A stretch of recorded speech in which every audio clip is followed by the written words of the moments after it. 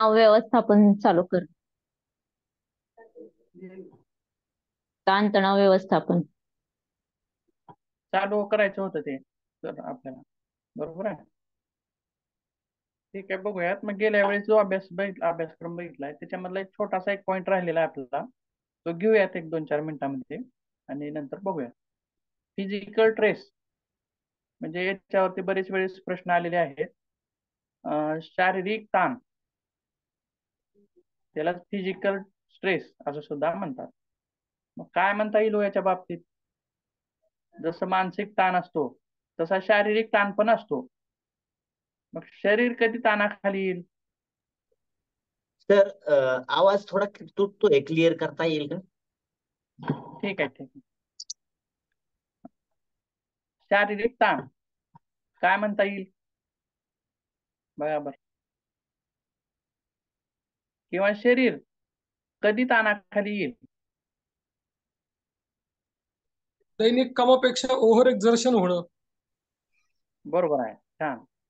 अतिश्रम, अतिश्रम केल्यास पण आपलं शरीर तणावाखाली येतं. बरोबर आहे.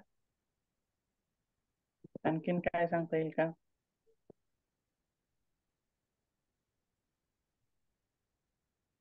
विहित वेळेत काम पूर्ण न झाल्यावर. बौद्धिक पातळीवर जास्त श्रम झाले, आपण जास्त व्याख्यान ऐकलं किंवा जास्त अभ्यास केला, याच्यामुळे देखील शारीरिक ताण येऊ शकतो. बरोबर.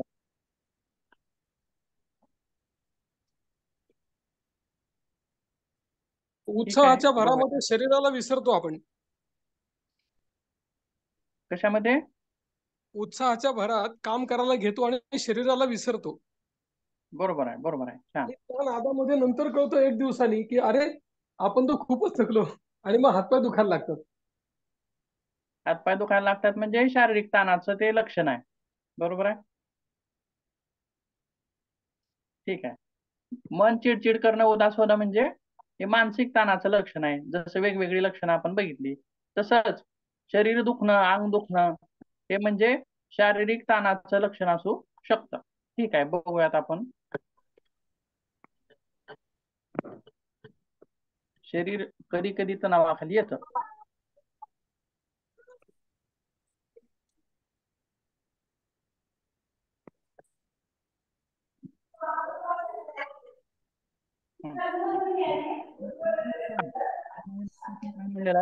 Physical stress.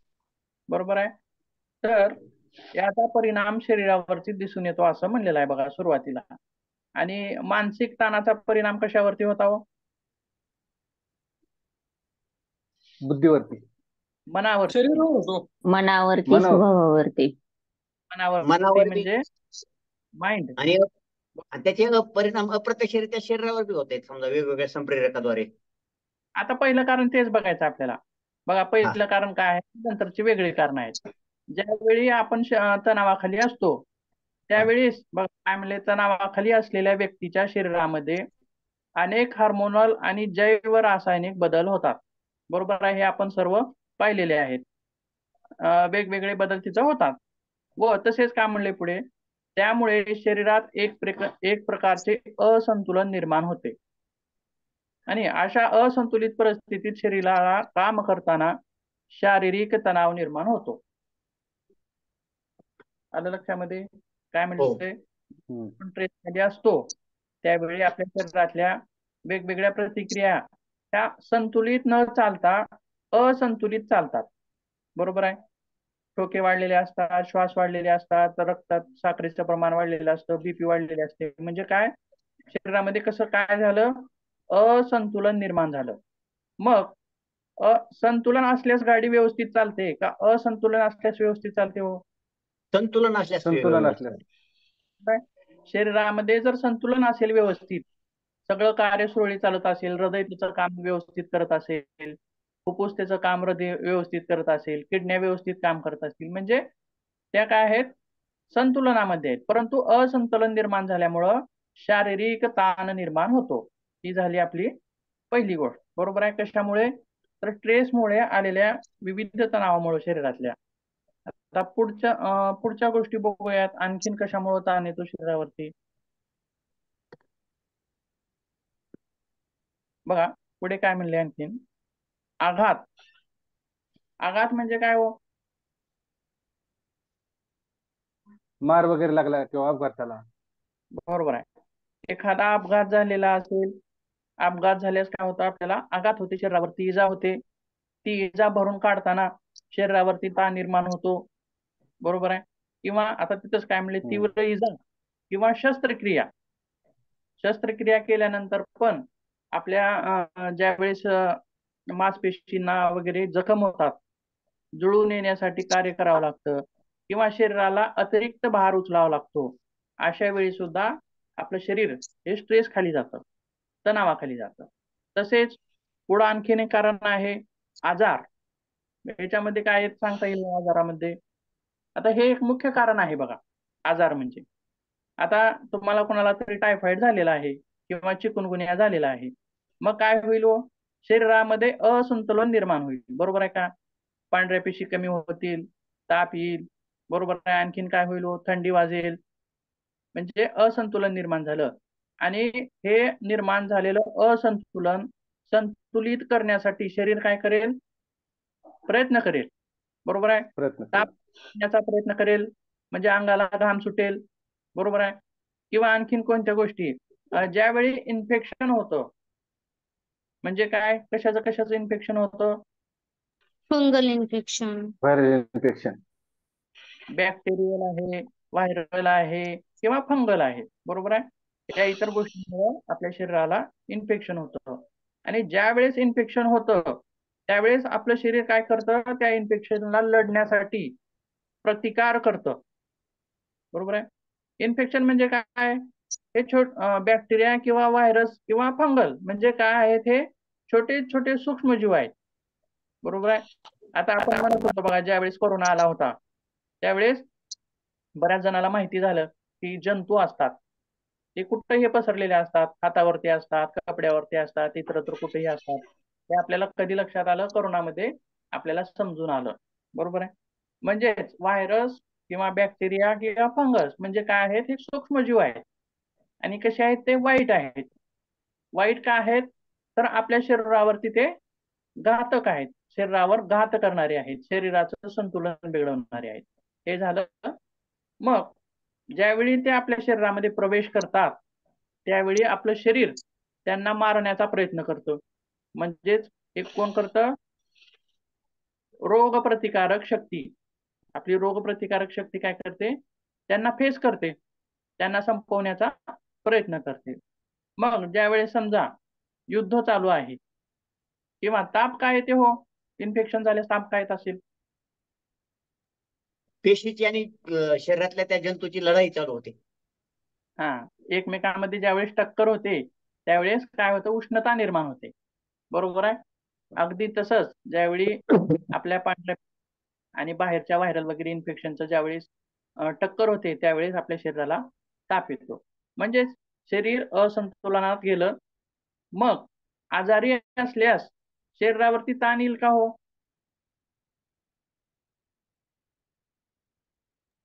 नाही येणार. आजारी असल्यास येणार ना. आजारी असल्यास येईल, आजारी नसल्यास नाही येणार. हा, आजारी असल्यास आपल्या शरीरावरती ताण येईल. हे एक कारण झालं. आता आणखीन कुठलं कारण सांगता येईल बघूयात, जेणेकरून शरीर तणावाखाली येईल. व्यसन व्यसन हे कारण पण असू शकते ना सर, बरोबर शरीरावर. आहे. व्यसन म्हणजे व्यसनामुळे निर्माण होणारे जे विकार आहेत उद्भवणारे, हम्म. त्यामुळे पण एक हे होऊ शारीरिक, शकतं. शारीरिक ताण. किंवा आता बघा, थोडक्यात एक लक्षात ठेवायचं की शारीरिक असंतुलन मग ते कोण्या का गोष्टीनं होणार? मग ते आघात झाल्यास होईल किंवा आजार झाल्यास होईल किंवा तणावाखाली आल्यास होईल किंवा ड्रिंक केल्यामुळे होईल. आता बघा, ड्रिंक केलेल्या व्यक्तीच्या शरीरावर संतुलन असतं का हो त्या व्यक्तीचं?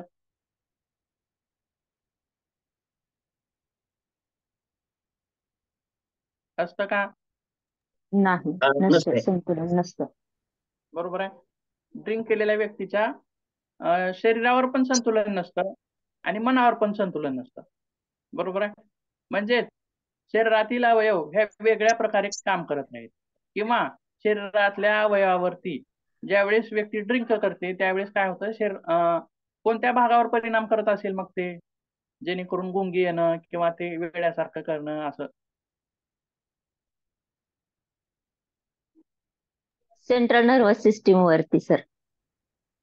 सेंट्रल नर्वस सिस्टीम वरती काय करतं ते प्रभाव अफेक्ट करतं, जेणेकरून सेंट्रल नर्वस सिस्टीम जी नियंत्रित चालणार आहे ती नियंत्रित न चालता अनियंत्रित चालते. म्हणजे काय झालं, हे शरीरावर दबाव निर्माण झाला का नाही, म्हणजेच शरीर हे तणावाखाली आलं. आणखीन पुढे बघूया.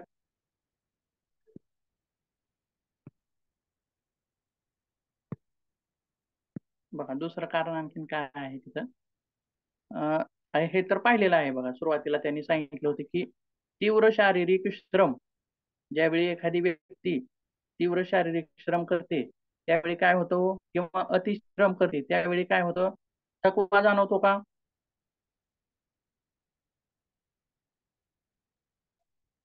जास्त काम केलेलं असेल तर काय काय जाणवतं? अंगदुखी, थकवा. थकवा जाणवतो. तर थकवा का जाणवत असेल हो? कारण आता शरीराला आरामाची गरज आहे, बरोबर आहे. म्हणजे शरीरानं भरपूर काम केलेलं आहे, म्हणजेच आपलं शरीर हे आता तणावाखाली आलेलं आहे. त्याची कॅपॅसिटी संपलेली आहे, आता मर्यादा संपलेली आहे. त्याच्यामुळं थकवा आलेला आहे. थकवा आल्यानंतर आपण आराम घ्यायला पाहिजे, बरोबर आहे. म्हणजे ज्यावेळी व्यक्ती शारीरिक श्रम जास्त करते त्यावेळी सुद्धा शरीर आपलं तणावाखाली येतं. तसेच आणखीन पुढे बघूयात. पर्यावरणीय प्रदूषण, याच्यामध्ये काय काय सांगता येईल आपल्याला?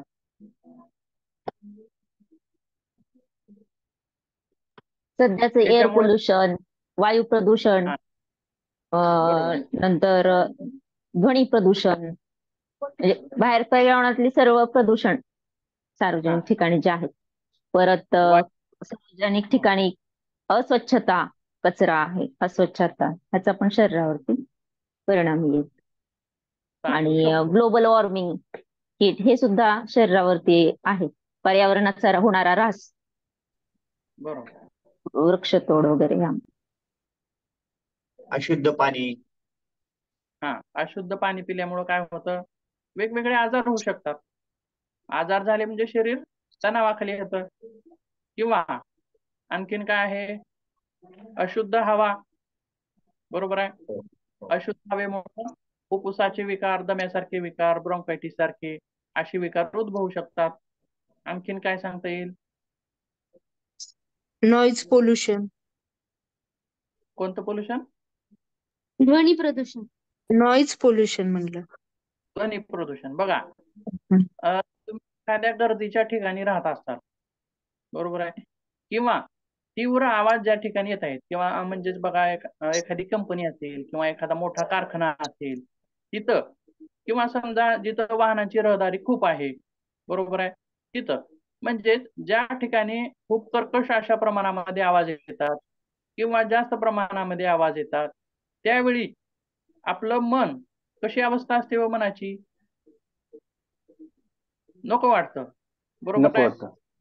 की जर एखाद्या व्यक्तीनं कोणीतरी गाणे वगैरे लावले तर सकाळी एक तासभर चांगलं वाटतं, बरोबर आहे. पण 1 तास झाले, 2 तास झाले, 3 तास झाले, गाणे बंदच झाले नाहीत, स्पीकर मोठ्या आवाजामध्ये चालूच आहे, 12 वाजले तरी बंद झाला नाही स्पीकर, मग आपल्याला काय होतं, कसं वाटतं? चिडचिड होते, ते नकोच वाटतं, त्रास वाटतो त्याचा. आपण काय म्हणतो, उगाचच चालू केले, बंद बी करणार गेले, बरोबर आहे. सकाळी काय वाटलं, छान वाटलं, तेवढंच सकाळी छान वाटलं. पण म्हणजेच हे काय आहे, ध्वनी प्रदूषण आहे. ज्यावेळी 12 वाजेपर्यंत गाणे चालू राहिले त्यावेळी काय झालं, आपल्याला चिडचिड झाली, बरोबर आहे. मन लक्ष लागणार गेलं कशात, म्हणजेच आपलं शरीर तणावाखाली आलं, बरोबर आहे. म्हणजेच वेगवेगळे प्रदूषण, वायू प्रदूषण, ध्वनी प्रदूषण, मृदा प्रदूषण, त्यामुळे सुद्धा आपलं शरीर तणावाखाली येऊ शकतं. तसेच आणखीन बघूयात काय आहे. बघा, अति उष्ण किंवा अति थंड आहारातील, वातावरण. काय म्हणलात? अति उष्ण किंवा अति थंड वातावरण असल्यावर. बरोबर आहे, बरोबर आहे. त्याच्यामुळं पण असंतुलन होऊ शकतं. आता बघा, आहारातील ताण म्हणजे काय हो? जेवणाच्या न्यूट्रिएंट डेफिशियंट फूड म्हणजे न्यूट्रिएंट डेफिशियंट फूड असं म्हणू शकतो आपण याला. बरोबर आहे. न्यूट्रिशन आहार वेळेवर न डेफिशियन्सी. मिळाल्यामुळे. आहार वेळेवर नाही हा. आणि पौष्टिक आहार बॅलन्स्ड डाएट न घेतल्यामुळं सतत असं बाहेरचं खाणं, जंक फूड किंवा असा आहार घेतल्यामुळं शरीरावरती ताण येऊ शकतो किंवा न्यूट्रिशन व्हॅल्यू काहीच नाहीये असा कुपोषित आहार म्हणतो आपण, तसं घेतल्याने हे दोन्हीमुळे ताण येऊ शकतो. बरोबर आहे. बघा, शरीराच्या गरजेपेक्षा जास्त आहार घेणे. हम्म. जेवणाच्या गरजेपेक्षा जास्त आहार घेतलं की काय होतो? काय काय होतं? झोप यायला लागते, आळस यायला लागतो, हम्म. पोटामध्ये शरीर आपण अतिजीर्णत्व. हा, अतिजीर्णत्व किंवा आपण काय म्हणतो, सकाळी जेवलेलं अजून जिरलंच नाही, आता काय जेवायचं, म्हणजेच अस्वस्थता वाढते, म्हणजे शरीर तणावाखाली येतं. तसेच कुपोषण नुसता आहार घेऊन चालतं का हो? नाही. तर तो आहार कसा असायला पाहिजे? सकस असला पाहिजे. सक्कस. म्हणजे त्या आहारातून शरीराला लागणारे जे घटक आहेत, जे पोषक द्रव आहेत, ते शरीराला मिळाले पाहिजेत. आणि जर नाही मिळाले तर काय होईल? शरीराला ताण येईल. आता बघा, कुपोषण होईल. कॅल्शियमची आपल्याला गरज आहे, पण आपल्या आहारातून कॅल्शियमची पूर्तता होत नसेल तर काय काय होईल? हाडं ठिसूळ होतील, बरोबर आहे. हाडं दुखतात. खांदे दुखायला हाडं ठिसूळ लागतील, होते, स्नायू दुखतात, शिथिलपणा येतो, दातांची दुखणं होतात आणि चिडचिडपणा येतो, केस गळती होते. म्हणजे बघा, म्हणजे एका कॅल्शियममुळे एवढे परिणाम होऊ शकतात. म्हणजे काय? शरीरावरती ताण येतोय, कशासाठी? कॅल्शियमच भेटत नाही त्याला, बरोबर आहे. एखादी वस्तू जर आपल्याला पाहिजे असलेली मिळाली तर आपण आनंदात राहतो. जर आपल्याला हवी असणारी वस्तू जर भेटत नसेल तर आपल्याला दुःख होतं, बरोबर आहे. तसंच शरीराचं सुद्धा तसंच आहे. शरीराला जर आवश्यक पोषक तत्व नाही मिळाले तर शरीरामध्ये काम करण्यामध्ये शरीराच्या बिघाड निर्माण होतो, बरोबर आहे. झिंक मिळत नसेल, कॅल्शियम, पोटॅशियम, मॅग्नेशियम किंवा वेगवेगळे विटॅमिन्स, बरोबर आहे, A, B, C, D, हे जर यांची कमतरता झाली तर शरीरामध्ये एक प्रकारचा तणाव निर्माण होतो. का? तर ते मिळत नाहीत म्हणून, बरोबर आहे. आणि आहाराबाबतीत अनेक गोष्टी काय सांगता येईल हो? सर अनियमित आहार. बोला. सर विटॅमिन डी ची कमतरता असेल तर डिप्रेशन येतं, नैराश्य येतं. आणि विटॅमिन डी ही फक्त सूर्यप्रकाशापासून मिळते, सकाळच्या कोवळ्या उन्हातनं. जर आपण खूप दिवस जर अंधाऱ्या ह्याच्यामध्ये किंवा बर्फाच्या ठिकाणी राहत असू आणि विटॅमिन डी ची जर डेफिशियन्सी असेल तर डिप्रेशन येतं, चिडचिड व्हायला लागतात आणि मग तसे त्याचे परिणाम होतात. बरोबर आहे. छान. त्याच्यानं सुद्धा हाडं ठिसूळ होऊ शकतात. म्हणजे कॅल्शियम शोषून घेण्यासाठी विटॅमिन डी महत्वाचा आहे. दोघांची जोडी पाहिजे. विटॅमिन डी जर असेल तर कॅल्शियम व्यवस्थित शोषला जातो आणि विटॅमिन डी नसेल तर कॅल्शियम किती जरी घेतलं तरी ते व्यवस्थित शोषलं जात नाही. म्हणजेच वेगवेगळ्या डिफिशियन्सी या शरीराच्या वेगवेगळ्या भागावरती परिणाम करतात, वेगवेगळ्या संस्थेवरती परिणाम करतात, म्हणजेच शरीर तणावाखाली येतं. आणि काय बघत होतो आपण? अनियमित जेवणाच्या वेळा, कधीही जेवायचं, बरोबर आहे. त्याच्यामुळे सुद्धा शरीर तणावाखाली येऊ शकतं. किंवा अति आहार किंवा अल्प आहार. अति आहारामुळं स्थूलता येऊ शकते आणि कमी आहार, अल्प आहारामुळं पोषक तत्वांची कमतरता होऊ शकते. आणि ह्या सर्व गोष्टी आहारामुळं शरीरावर तणाव निर्माण करणाऱ्या आहेत. उपवासामुळे पण ना सर? नाही, उपवास गरजेचा आहे. जर आठवड्यातून एक दिवस किंवा आठवड्यातून 2 दिवस आणि रेग्युलर 2-3 दिवस उपवास असं नाही चालत. आणि उपवास करण्याच्या पण पद्धती आहेत किंवा नियम आहेत. जेवढे तास तुम्ही उपवासी राहताल तेवढा तितका फायदा. म्हणजे किती? 4 तास, 8 तास, 10 तास, 15 तास असं जेवढे तास उपवासी राहताल तेवढे त्याचे वेगवेगळे फायदे आहेत. पण आपण तसं करतो का? नाही. उपवास असला तरी आपण काही ना काही खात राहतो. फराळ घेत असतो किंवा तळलेले पदार्थ, आणखीन काही गोष्टी तिथं आपण घेत असतो. हे घेणं गरजेचं नाही. पूर्ण उपाशी असलं पाहिजे. जर पूर्ण उपाशी असेल तर 3 तासानंतर आपल्या शरीरामध्ये प्रक्रिया घडायला लागतात. आपलं फॅट जळायला लागतं, शुगर कमी होते, बरोबर आहे, किंवा ट्रायग्लिसराईड्स कमी होतात, कोलेस्ट्रॉल कमी होतं. आणि ज्यावेळी 12 तास किंवा 15 तास आपण उपाशी राहू त्यावेळेस न्यू सेल्स जनरेशन होतात. म्हणजे हा एक मोठा विषय आहे थोडा, तो आहे पुन्हा येणार आहे तुम्हाला पुढच्या सेमिस्टरला असेल बहुतेक. उपवास गरजेचा आहे पण नियमाला धरून. सर मला एक सांगायचं होतं, तिने जे प्रश्न विचारला होता त्याच्यावर. हा म्हणजे फास्टिंगमुळे शरीरावर ताण येतो, पण जर दीर्घकाळ फास्टिंग असेल तर. आणि आजकाल जे फास्टिंग करतात म्हणजे इंटरमिडिएट फास्टिंग वगैरे, ते सुरुवातीला हे त्याची वेळ कमी असते आणि त्याच्यानंतर हळूहळू वाढवत नेतात. आणि नंतर तुम्ही जसं फास्टिंगचे फायदे सांगितलात, नंतर मग त्याचे तसे फायदे आहेत असं आहे. जर पहिल्यांदा सुरुवातीला दीर्घकाळ जर फास्टिंग केलं तर मग शरीरावर ताण येऊ शकतो, जसं ती विचारलं तसं. अति कोणतीही गोष्ट चांगली नाही. फास्टिंग असेल किंवा जेवण असेल, अति जेवण सुद्धा चांगलं नाही, मर्यादेमध्ये असेल तर चांगलं आहे. तसंच फास्टिंग सुद्धा अति असेल तर चांगली नाही, मर्यादेमध्ये असेल तर चांगली आहे. तशी जीवनातली सुद्धा प्रत्येक गोष्ट अति कोणतीच चांगली नाही.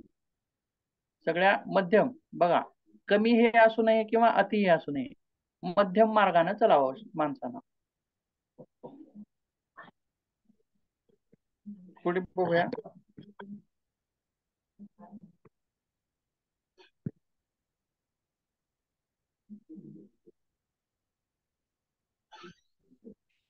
पुढचा एक घटक आहे शारीरिक ताण. म्हणजे होमिओस्टेसिस मध्ये व्यत्यय आणणाऱ्या अंतर्गत किंवा बाह्य तणावांना शरीराच्या प्रतिसादाचा संदर्भ.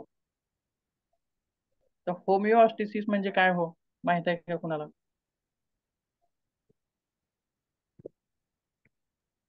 होमिओस्टॅसिस म्हणजे सर आपल्या शरीरामध्ये सर्व सिस्टीमचं आणि आपल्या बॉडीवरून बाहेरून जे घटकांचे परिणाम होतात त्यांचं संतुलन ठेवून शरीराचा बॉडीचा पीएच किंवा सगळ्या बॉडी फंक्शन व्यवस्थित घडवून आणण्यासाठी जे घडतं त्याला होमिओस्टॅसिस म्हणतात. म्हणजे भयंकर बाहेर ऊन आहे, बाहेरचं टेम्परेचर 50 आहे, 45 आहे, तरी पण आपल्या बॉडीला ते मेंटेन करण्यासाठी ज्या प्रक्रिया करायला लागतात ते होमिओस्टॅसिस. किंवा थंडी पडली आहे पण आपल्या तरी पण ब्लडचा पीएच आपल्याला 7.2 वर मेंटेन करायला लागतो. हे म्हणजे सगळं शरीर घडून आणण्यासाठी बॉडी वातावरणाशी जे जुळवून घेतं. बाह्य वातावरणाशी, एन्व्हायरमेंटशी जुळवून घेण्यासाठी, घडणाऱ्या घटनांशी जुळवून घेण्यासाठी जे शरीरामध्ये घडवून आणलं जातं त्याला होमिओस्टॅसिस म्हणतात. बरोबर आहे. आता आपल्या समजा पाटील मॅडम हे डबल सांगा एकदा. होमिओस्टॅसिस म्हणजे आपल्या शरीराचा संतुलन राखण्यासाठी बाह्य घटना, वातावरणातल्या घटना किंवा बाह्य परिणाम जे आपल्या शरीरावर होतात त्यातून पण शरीराचं संतुलन नीट ठेवण्यासाठी ज्या ज्या क्रिया करायला लागतात त्याला होमिओस्टॅसिस म्हणतात. म्हणजे आपलं थंडी असो किंवा काही असो, आपल्या बॉडीचं एक जे टेम्परेचर आहे ते मेंटेन करणं लागतं. किंवा आपल्या सिस्टीमचं जे काम आहे, थंडी असो, हिवाळा असो किंवा उन्हाळा असो, ते चालूच राहतं. संतुलन घडवून आणण्यासाठी पूर्ण बॉडीतल्या सिस्टीम्स एकत्र हार्मोनीनं काम करण्यासाठी जी क्रिया घडून आणली जाते तिला होमिओस्टॅसिस म्हणतात. शरीर वातावरणाशी जुळवून घेण्याचा प्रयत्न करतो. हो बरोबर आहे. साधारण थोडक्या भाषेत म्हणजे वातावरणाशी जुळवून घेण्याचा प्रयत्न शरीराचा. आणि याच्यामध्ये जर व्यत्यय येत असेल, याच्यामध्ये अनियंत्रण येत असेल, तर आपलं शरीर तणावाखाली जातं. म्हणजेच बघा, आपल्या नाडीचे ठोके किती असायला पाहिजेत? सामान्य 72 असायला पाहिजेत. किंवा रक्तदाब किती असायला पाहिजे? 120, 80 पाहिजे. किंवा आणखीन कुठल्या गोष्टी? अशा शरीराच्या काही ठराविक गोष्टी आहेत ज्या तेवढ्या मेंटेन असल्या पाहिजे. रेस्पिरेटरी रेट, श्वासाचा दर, टेम्परेचर, बॉडी टेम्परेचर टेम्परेचर किती असायला पाहिजे सामान्य आपलं? बघा, 37.2 डिग्री सेल्सिअस पर्यंत असायला पाहिजे. मग ते बरोबर, क्लायमेट नुसार कमी जास्त होऊ शकतं थोडंफार. थोडंफार कमी होऊ शकतं. पण हे सगळं बघा, सर्वांच्या शरीरामध्ये जवळपास कमी जास्त थोडं पण सारखं असतं. म्हणजे हे योग्य असणं म्हणजे शरीर व्यवस्थित आहे. पण याच्यामध्ये जर बदल झाले तर तरी सुद्धा शरीर आपलं काय आहे? तणावाखाली येणार आहे. पीएच व्यवस्थित नसेल, श्वासाचा दर व्यवस्थित, होमिओस्टॅसिस जर आपल्या बॉडीने केलं नसतं, थोडक्यात सांगायचं तर थंडीत टेम्परेचर कमी झालं की आपलं रक्त गोठायला सुरुवात झाली असती, किंवा टेम्परेचर खूप हाय झालं असतं तर आपल्या पण रक्तामधला पीएच वाढला असता आणि आपल्याला म्हणजे ब्लड वाहिन्या फुटल्या असत्या किंवा काही झालं असतं. म्हणजे दोन्ही परिणाम झाले असते, पण ते होत नाही होमिओस्टॅसिसमुळे. वातावरणाशी जुळवून घेण्याचा प्रयत्न शरीराचा, थोडक्यात. हे आपले पूर्ण इथे मुद्दे झालेले आहेत. तर शारीरिक तणाव आला का लक्षात? समजला का तुम्हाला? हो सर. काय अडचण असेल तर सांगू शकता. त्याने एकदा धावते घ्या, ते हे सगळे जी कारण आहेत ना, ते एकदा धावते घ्या, रिपीट, म्हणजे थोडं लक्षात येईल पुन्हा रिव्हिजन. पुढे बघूयात आता. आता आपला पुढचा घटक आहे शेवटचा,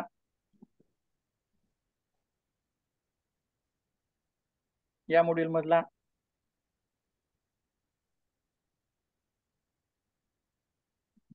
ताण तणाव व्यवस्थापन. आता इतके दिवस काय बघितलं आपण? ताण बघितलं, बरोबर आहे. वेगवेगळे ताण, शारीरिक ताण, मानसिक ताण, हे सर्व बघितलं. पण आता त्याचं व्यवस्थापन कसं करायचं आहे हे बघायचं आहे. तर थोडक्यात व्यवस्थापन कशाला म्हणता येईल?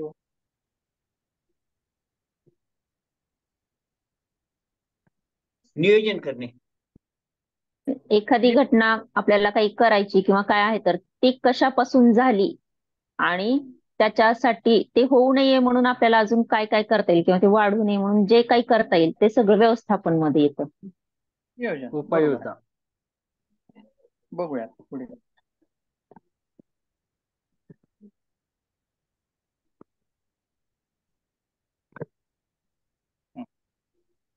आता हा नवीन पॉइंट आहे आपला. तर yoga method of managing stress, ताणतणाव व्यवस्थापनाच्या योगिक पद्धती. त्याच्यामध्ये बघा, सुरुवातीला आपण आताच व्यवस्थापन म्हणजे काय बघितलंय. तर व्यवस्थापन कशाला म्हणायचं आहे? की ज्या गोष्टी हाताळताना, किंवा व्यवस्थापन म्हणजे एखाद्या गोष्टीचे नियोजन, आयोजन, नियंत्रण करणे होय. आता समजा, आता आपल्याला एक 15 दिवसावरती आपला पेपर आहे, एक्झाम आहे.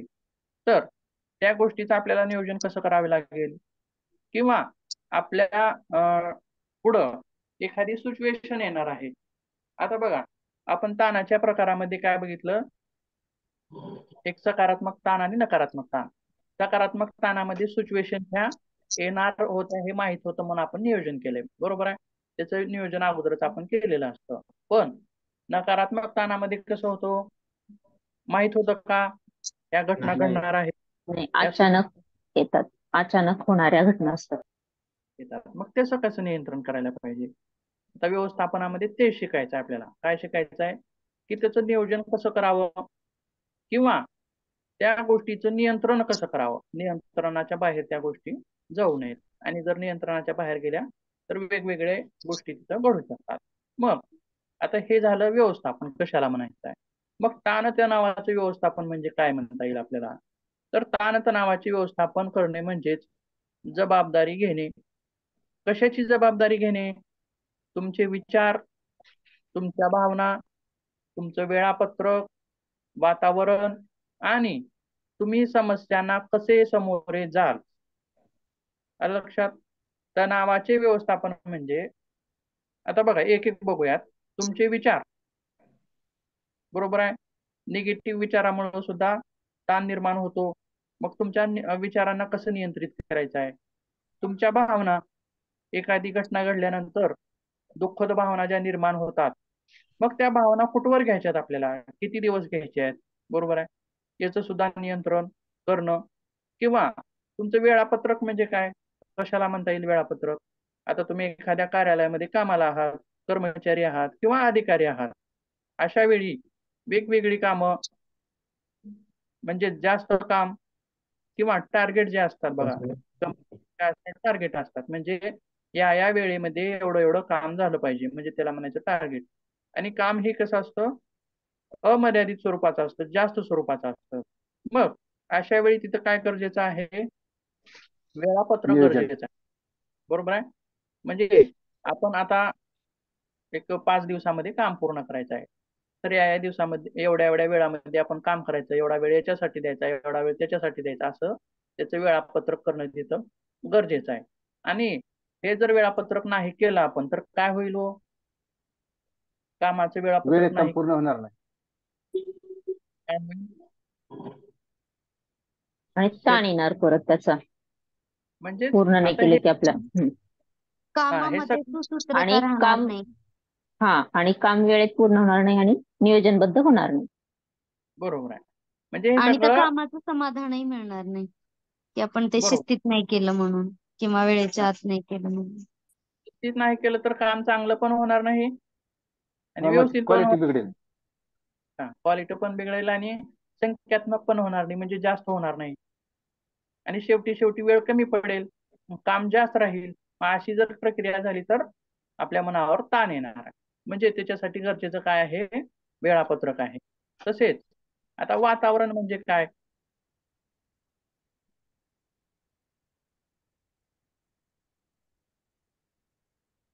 कामाच्या ठिकाणचं आपल्या आजूबाजूला असणारं वातावरण आपल्या परिस्थिती. आसपास आपण म्हणजे ज्यांच्या संपर्कात येतो, म्हणजे घर असेल तर घराच्या सभोवतालचं वातावरण, बाहेर आपण ऑफिसमध्ये जातो आपल्या आसपास घडणाऱ्या घटना किंवा असणाऱ्या व्यक्ती मिळून आपलं वातावरण बनतं.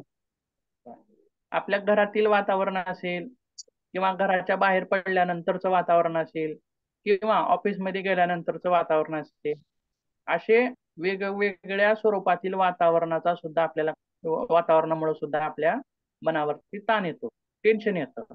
घरात कलह असतील तरी ताण येतो, बरोबर आहे, किंवा बाहेरचे संबंध व्यवस्थित नसतील किंवा ऑफिसच्या जागेतले संबंध व्यवस्थित नसतील तर तिथं कलह असतील तर तिथं सुद्धा तणाव येऊ शकतो.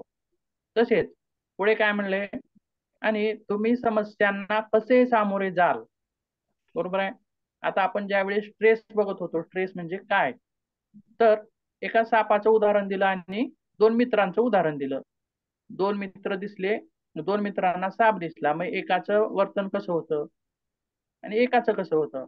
म्हणजेच जी समस्या आहे त्या समस्येला तुम्ही सामोरे कसं जाल त्याच्यावर सुद्धा तणावाचं व्यवस्थापन आहे. बघा, आता समस्या आपल्या मनावर किती घ्यायची हे कोणावरती आहे हो, आपल्यावरच आहे. व्यक्ती सापेक्ष, हा. व्यक्तीनुसार ते बदलतं, व्यक्ती सापेक्ष. आपण आपल्या मनाला किती लावून घ्यायचं हे आपल्यावर डिपेंड आहे. आणि आपण काय म्हणलेलं आहे, 99% हे 90% हे बाहेरचं कारण आहे, आंतरिक कारण हे कमी आहे, बरोबर आहे. म्हणजे यालाच म्हणायचं आहे आपण समस्येला कसं सामोरं जातं त्याच्यावरती ते डिपेंड आहे. तर हे सर्व कशामध्ये येतं, ताणतणाव व्यवस्थापन येतं. तसेच आता बघा, सुरुवात करूयात आपण. अगोदर व्यवस्थापन म्हणजे काय बघितलं आणि ताणतणाव व्यवस्थापन म्हणजे काय बघितलं. या सर्व गोष्टींचं नियंत्रण किंवा या सर्व गोष्टींचं आयोजन नियोजन करावं लागेल आपल्याला ताणतणाव व्यवस्थापनामध्ये. तर आता पहिली गोष्ट काय येईल याच्यामध्ये व्यवस्थापनासाठी,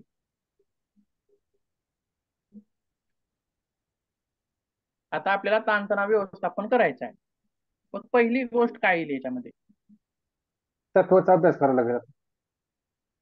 काय तत्वाचा अभ्यास करावा लागेल ना. ताण कशामुळे ताण आला काय त्याचा आहे शोध तो घ्यावा लागेल. ओळखावा लागेल, म्हणजे कशामुळे ताणाची आला परिस्थिती त्याचा शोध घ्यावा कशामुळे ते लागेल. ओळखून घ्यावा. हा ताणाची कारण शोधावं. हा प्रत्येक अगोदर समस्येवर उपाय असतोच, पण तो आपल्याला लक्षात आला पाहिजे की कुठल्या समस्येवर कोणता उपाय आहे. आपल्याला जर व्यवस्थापन करायचं असेल तर कशाचं करायचं व्यवस्थापन हे अगोदर माहित असलं पाहिजे. बरोबर आहे. ताणाचं करायचं आहे. मग आपल्याला ताण येतोय का हे सुद्धा समजणं गरजेचं आहे. बरोबर आहे.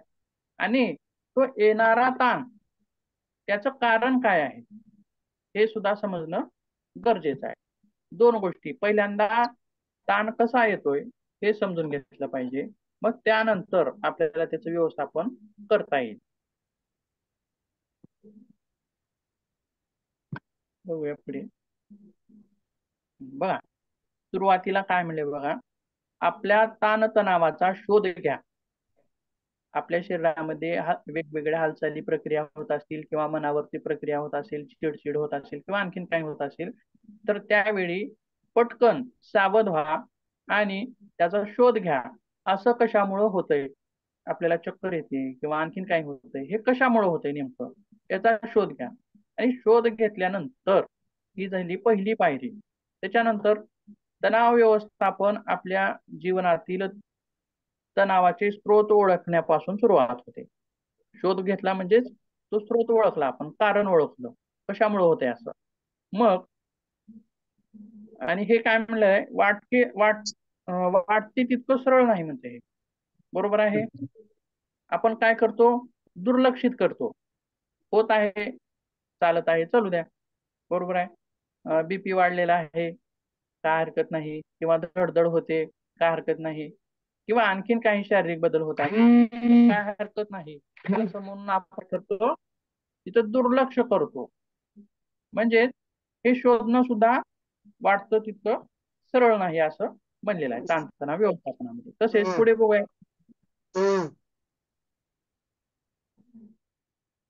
आपल्यावर खरोखर काय ताण आहे हे ओळखण्यासाठी तुमच्या सवयी, वृत्ती आणि निमित्ताकडे बारकाईने लक्ष ठेवा.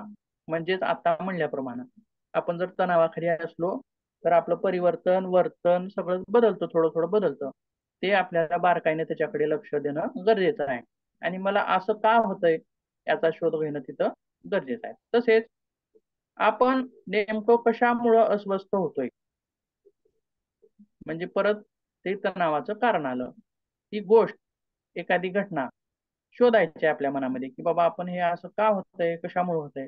तसेच अस्वस्थतेमुळे शारीरिक आणि मानसिक काय त्रास होतोय हे पण तिथं आपल्याला बघायचं आहे. आणि त्यासोबत कोणता घटक, प्रसंग, घटना, नकारात्मक विचार आपल्याला त्रास देत आहेत आणि ज्या गोष्टीमुळे आपल्याला ताण येतो ते सुद्धा तिथं ओळखायचं. म्हणजे ही झाली प्राथमिकता, ताणतणावाच्या व्यवस्थापनाची प्राथमिकता. ओळखणे, कारण शोधणे, असं काम. ठीक आहे. मग काही प्राथमिक तत्व आहेत, काही प्राथमिक तत्व आहेत. आपण योगोपचार म्हणजे योगातील कोणकोणत्या गोष्टी तिथं उपयोगी पडणार आहेत ते बघणार आहोत. पण त्यापूर्वी प्राथमिक काही तत्वांचा अवलंब आपल्याला तिथं करता येईल का बघूया. तर त्याच्यामध्ये काय काय गोष्टी आहेत बघा हो. एक आहे टाळा, दुसरी आहे बदला, तिसरी आहे स्वीकारा आणि चौथी आहे जुळवून घ्या. बरोबर आहे. तर त्याच्यातला पहिला जो मुद्दा आहे म्हणजे टाळा, याच्याबद्दल आपल्याला काय म्हणता येईल हो? ज्या गोष्टीमुळं ताण येत आहे ते टाळायचं. बरोबर आहे. दुर्लक्ष करायचं, त्या गोष्टीकडे दुर्लक्ष करायचं.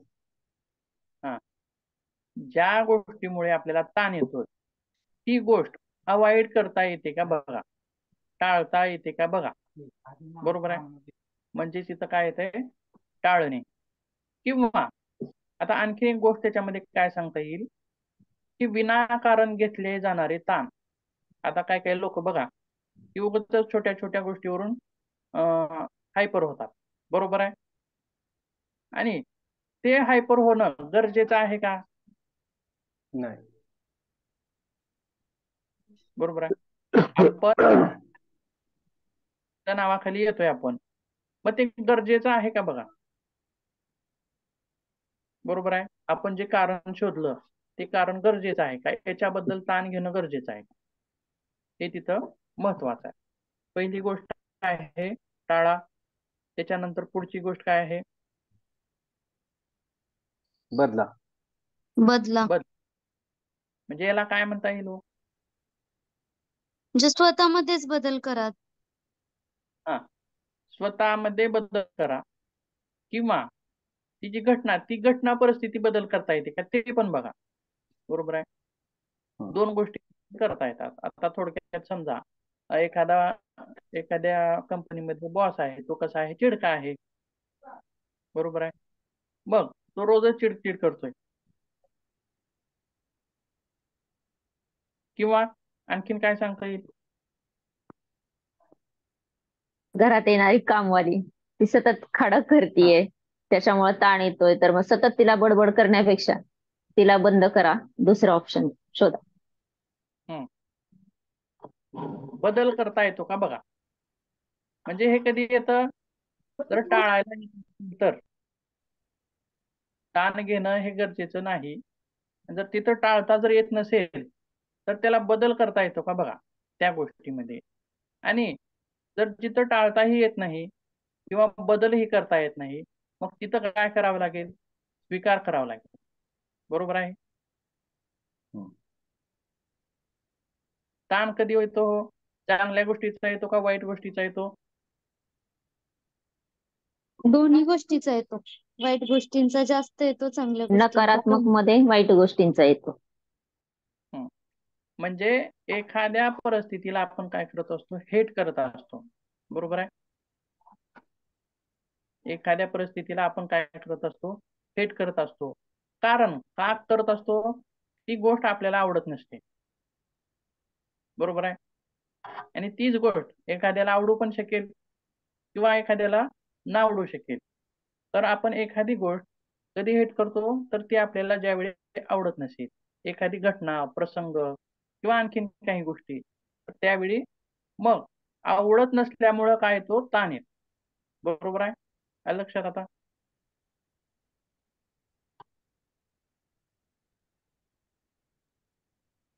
मग आवडत्या गोष्टीमध्ये आपण सुखदायक असतो, पण नावडत्या गोष्टीमध्ये कसं असतो, दुःखदायी असतो.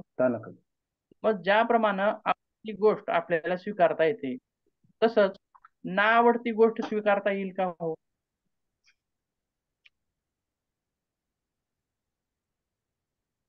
काही प्रमाणात स्वीकारता येईल. बरोबर आहे. काही प्रमाणामध्ये स्वीकारता येईल. मग स्वीकारल्यानं काय होईल, ताण कमी होईल. ताण कमी होईल. म्हणजे बघा थोडक्यात, आता एखादी घटना सारखंच वारंवार घडते, म्हणजे घरात एखादं भांडण आहे, नवरा बायकोचं भांडण आहे, रोज रोजच होलाले भांडण. बरोबर आहे.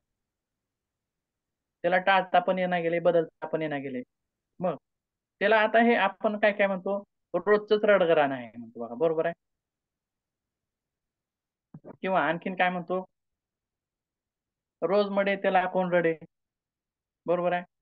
म्हणजे एखाद्या घटना अशा असतात की त्याचा तणाव न घेता त्याला स्वीकारून टाकायचं. आलं लक्षात? आणखीन कोणती घटना आहे का, सांगता येईल का तुम्हाला? एखाद्या एखादं बाईचा जर नवरा रोज दारू पिऊन येत असेल, तर तिने कसं स्वीकारायचं त्याला? आता एक मी सांगितलं की ताण कशाचा, आपण एखाद्या गोष्टीला हेट कधी करतो, मग या प्रक्रियातून त्या तर स्त्रीला मग या ह्यात प्रक्रिया काय, तो त्या स्त्रीला तो दारू पिणारा नवरा पण आवडून घ्यावा लागेल. आणि अर्थार्जनाचं स्वतःवरती भार घ्यावा लागेल, त्याच्यावर अवलंबून न राहता स्वतःच भांडण काहीतरी करत मार्ग शोधावा लागेल. रोज भांडण करत बाबा पती ये तू रोजच पिऊन ये. पती परमेश्वर म्हणल्यासारखं काम आहे ते. मग रोजच काय दारू पिऊन येणार. बघा त्याच्यामध्ये दुर्लक्षणाने मारू शकतो असं पण म्हणतो ना आपण सर, की दुर्लक्ष, एखाद्या गोष्टीचं पूर्ण दुर्लक्षच करायचं, त्याचं अस्तित्वच नाकारल्यासारखं केलं तर कदाचित त्याच्या पण मनामध्ये बदल होऊ शकतो. बघा या 3 प्रक्रियामधून जाता येतं का बघा. त्या पतीला म्हणजे बदलता येते का बघा पहिल्यांदा. बरं जर तो बदलत नसेल, आता एक एक पती असं म्हणतात की बायको नसली तरी चालतं पण प्यायला पाहिजे. असे पण असतात. म्हणजे त्याला बदल करता येत नाही. मग काय करावं लागेल शेवटी पर्याय काय आहे? स्वीकारणे. स्वीकारावंच लागेल. बरोबर आहे. आता स्वीकारण्याची जी पायरी आहे ती तिसरी आहे. बरोबर आहे. ज्यावेळी बदलच करता येत नाही आपल्याला, बदल करणं असामान्य आहे, शक्यच नाही. मग त्यावेळेस मात्र आपल्याला स्वीकारावं लागेल. का हो? कारण काय? कारण त्याला कुठे अंतच नाहीये, त्या प्रॉब्लेमला सोल्युशनच नाहीये. आणि त्याला खरं तर सर ते दारू पिणाऱ्या नवऱ्याला सर ताण काय आहे त्याच अगोदर आपल्याला बघावं लागेल. नेमकं तो दारू कशामुळे पितो त्याचं व्यवस्थापन अगोदर करावं लागेल सर. नंतर त्यांचं मग आपलं. किंवा आता काही पण उगाच शौक म्हणून पितात किंवा आता बघा कुणाला काय आवडेल ते सुद्धा सांगता येत नाही. आता एखाद्याला पिणं जर आवडत असेल तर असं पिऊ शकते. बघा आवडणं म्हणजे काय, चांगल्या गोष्टीची जर आवड असेल तर त्याला आपण काय म्हणतो, छंद म्हणतो. बरोबर आहे. चित्र काढणं असेल, गाणं म्हणणं असेल किंवा आणखीन काही गोष्टी असतील, योगा करणं असेल, तर आपण ज्या ज्या चांगल्या गोष्टी आहेत त्या आवडतात आपल्याला म्हणून ते आपण करतो. म्हणून त्याला काय म्हणतात, छंद असं म्हणतात. पण वाईट गोष्टी पण काही जणांना आवडतात. त्याला म्हणजे व्यसन म्हणतो. सुपारी खाणं असेल, दारू पिणं असेल किंवा आणखीन काय काय गोष्टी असतील तर त्याला काय म्हणायचंय, व्यसन. म्हणजे ती व्यक्ती तणावाखाली असल्यास व्यसन करेल किंवा आवडतं म्हणून पण करेल. बरोबर आहे.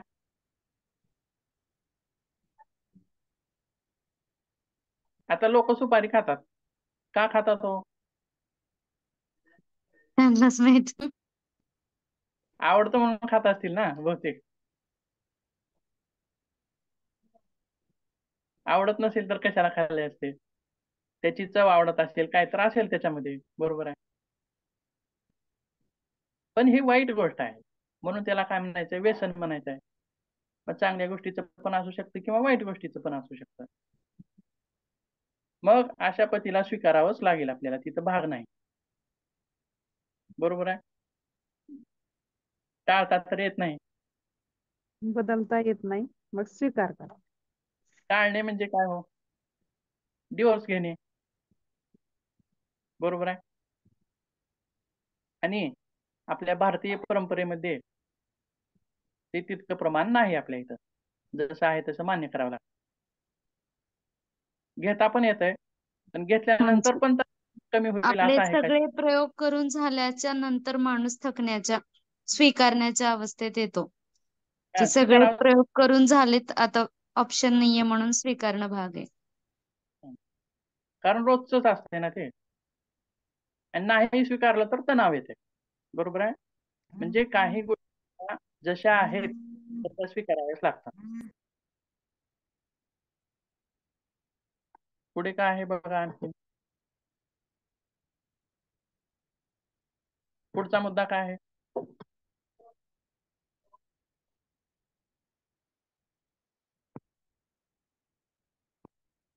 जुळवून घेणे. जुळवून घेणे. आता ही शेवटचा टप्पा आपला. स्वीकार केल्यानंतर जुळवून घ्यावंच लागतं. बरोबर आहे. म्हणजेच बघा एक इमेज दाखवतो तुम्हाला, म्हणजे एकदा लक्षात येईल परत.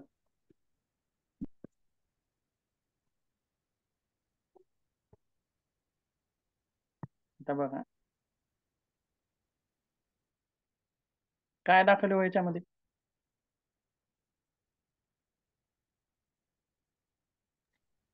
एक्सप्लेन करता येईल का कुणाला, सांगता येईल थोडक्यात?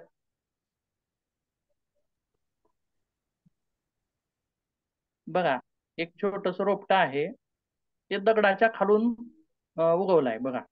बरोबर आहे. मग दुसरी म्हणजे परिस्थिती. परिस्थिती अनुकूल नसताना पण ते त्यातून उगवलंय आणि त्यातून ते हळूहळू हळूहळू मात करून त्या दगडालाच त्या ह्याच्या खाली घेतले त्याने स्वतःच्या. आणि बरं. त्यावरच तो भक्कमपणे उभा राहिलाय. म्हणजे जे ताणाचं कारण आहे त्यालाच त्याच्यावरच आधार तो बनवलाय. ठामपणे पाय देऊन उभा राहिलाय. म्हणजे ताणाला पूर्ण त्यांनी घालून ताठ उभा राहिलाय. त्यानं त्या ताणाला ऍक्सेप्ट केलेलं. बरोबर आहे. थोडक्यात सुरुवातीला आला म्हणजे ज्यावेळेस तो रोपटं उगवलंय त्यावेळेस दगड आहे त्याच्या डोक्यावरती, परंतु हा दगड म्हणजे किंवा हटवणं त्याला शक्य नाही. बरोबर आहे. तरी तो त्याने हे त्याच्या स्वतःची दिशा बदलली त्याने उगवण्याची. राईट तो बरोबर आहे. साईडला गेला थोडस. रस्त्यावरती प्रवास करतो आणि रस्त्यामध्ये 17 खड्डा टाळून जातो. बरोबर आहे. रस्त्यामध्ये खड्डा आला तर काय करतो? टाळून जातो का खड्ड्यातून जातो? खड्डा चुकवतो आपण. चुकवतो. म्हणजेच आपल्या आयुष्यामध्ये सुद्धा ज्या ज्या वाईट गोष्टी येतात, ज्या ज्या वाईट घटना येतात त्या आपल्याला चुकवायच्या. चुकवून आपल्याला परत चालायचं आहे. पण जर चुकवता येत नसेल तर आपल्याला मात्र तिथं स्वीकार करणं भाग आहे. आता काय म्हणले बघा इथं, मेनी प्रॉब्लेम्स नेव्हर गो, म्हणजे ते कधी जाऊ शकत नाहीत. मग त्याला काय करायचं? Just grow around them. तुम्हीच त्याच्या जस्ट भोवती अनुकूल करून घ्यायचं स्वतःला. स्वतःमध्ये त्याला सामावून घ्यायचं आहे त्या ट्रेसला. बरोबर आहे. असे पण ताणतणाव असतात दीर्घकालीन स्वरूपाचे. याच्यामध्ये काय सांगता येईल हो मग एखादं उदाहरण?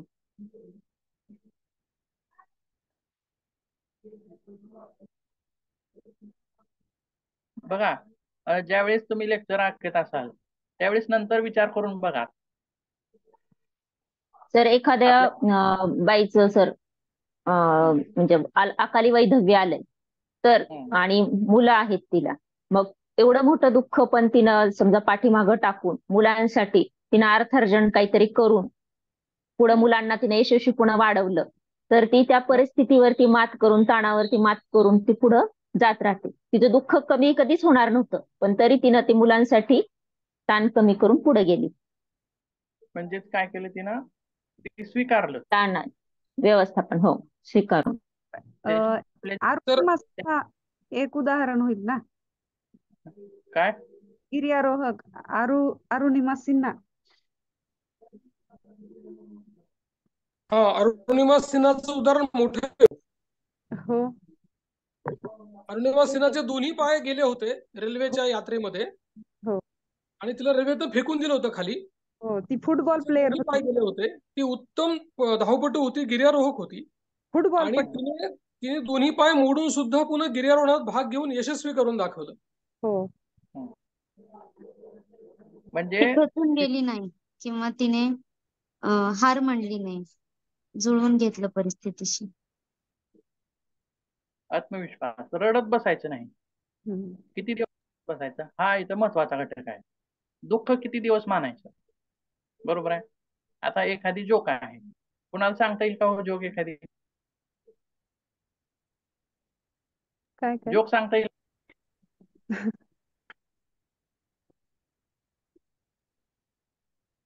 सांगा, येत असेल तर. कशाबद्दल सांगायचंय जोक सर? कोणताही सांगा जेणेकरून हसले पाहिजेत सर्वजण.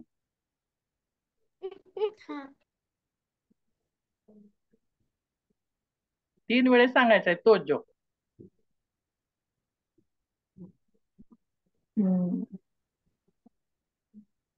येईल का? किंवा उद्याच्या तासामध्ये सांगू नाही येत नसेल तर. कारण ते आपल्याला प्रॅक्टिकली बघायचं होतं काय होतंय. सर मला आणखी एक गोष्ट वाटते याच्यामध्ये की निसर्ग पण मदत करत असतो अशा सगळ्या दुःखातून दूर जाण्यासाठी. आणि तो अनुकूलन करून घेतो परिस्थितीशी. आणि निसर्ग आणि शरीर दोन्ही मदत करतं. काही गोष्टी अशा असतात की त्या काही परिस्थितीनंतर आपोआप बदलतात, चेंज होतात. बरोबर आहे. ते निसर्गातच होत असतं.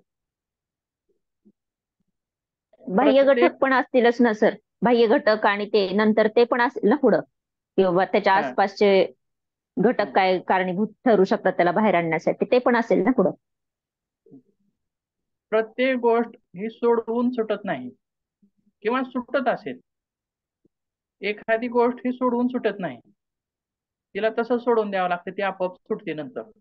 असं पण होतं कधी, बरोबर आहे. एखादी गोष्ट आपण भरपूर प्रयत्न केला आहे, भरपूर हे केलंय त्याच्यासाठी, पण ती सुटतच नाही.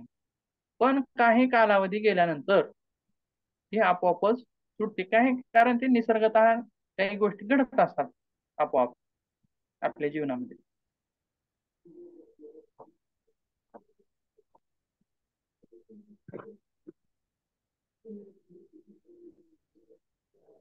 म्हणजेच स्वीकारणं, टाळणं, बदलणं, स्वीकारणं, अनुकूल करणं, ह्या गोष्टी ह्या प्राथमिक तत्वावरती झाल्या, बरोबर आहे. आणि जो योग अभ्यास आहे आता, त्याच्यासाठी काय काय योग मार्गातील कोणकोणत्या गोष्टी आपल्याला तिथे उपयोगी पडणार आहेत, ते आपण उद्याच्या तासामध्ये बघूया.